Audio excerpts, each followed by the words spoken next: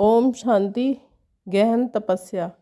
हमारी एकाग्रता सर्वशक्तिवान पर है, उसके महावाक्यों पर है, अपने आत्मिक स्वरूप पर है, फरिश्ते स्वरूप पर है, भविष्य दिव्य स्वरूप पर है।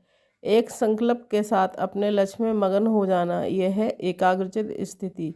इसका दृढ़ता से अभ्यास करने से निम्न अनुभव होंगे। मैं आत्मा प्रकृति की मालिक हूँ। इस पर एकाग्र होने से संपूर्ण प्रकृति पर तुम्हारा कंट्रोल हो जाएगा और प्रकृति के विघ्न तत्व को हम जो भी आदेश देंगे वह उसे स्वीकार करेगा। यह है आत्मिक स्वरूप पर एकाग्रता की एक प्राप्ति। अपने फरिश्ते स्वरूप का दर्शन करते हुए उस पर मन बुद्धि को एकाग्र करने से अपने फरिश्ते रूप का सहज दर्शन होगा।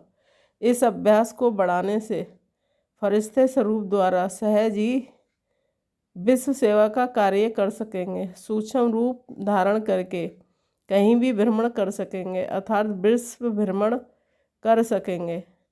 अपने भविष्य स्वरूप को प्रकट करके उस पर एकाग्रता करने से अपना भविष्य स्पष्ट होता जाएगा और ऐसे ही सुदर्शन चक्र पर एकाग्र होने से स्वर्ग के सभी जन्म स्पष्ट होने लगेंगे।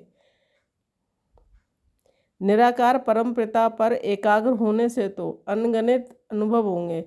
मन बुद्धि के शक्तिशाली होने के साथ दूरदृष्टि का वरदान प्राप्त होगा। इस विश्व में कहाँ क्या हो रहा है, जहाँ का भी संकल्प करेंगे वहाँ के दृश्य स्पष्ट होंगे। एकाग्रता का अभ्यास बढ़ाने से मन पर पूर्ण कंट्रोल प्राप्त होगा। मन को जहाँ चाहे जैसे चाहे जितने समय के लिए चाहे स्थिर कर सकेंगे। जो आत्माएं इस अनुभव को प्राप्त करेंगी वे विश्व राज्य का सर्वश्रेष्ठ भाग प्राप्त कर सकेंगी। संपूर्ण एकाग्रता होने पर संपूर्ण पवित्रता, संपूर्ण आनंद व संपूर्ण संतुष्टता की प्राप्ति होगी। मन अतीन्द्रिय सुख में निरंतर रमन करने लगेगा और योगी निरंतर योग युक्त होकर कर्मातीत स्थिति को प्राप्त कर लेगा। एकाग्रता की शक्ति बालों से ही देह के लोप होने का अनुभव होगा, अर्थात वे अब इतने सूक्ष्म स्वरूप में स्थित हो जाएंगे कि दूसरों को उनका देह दिखाई नहीं देगा।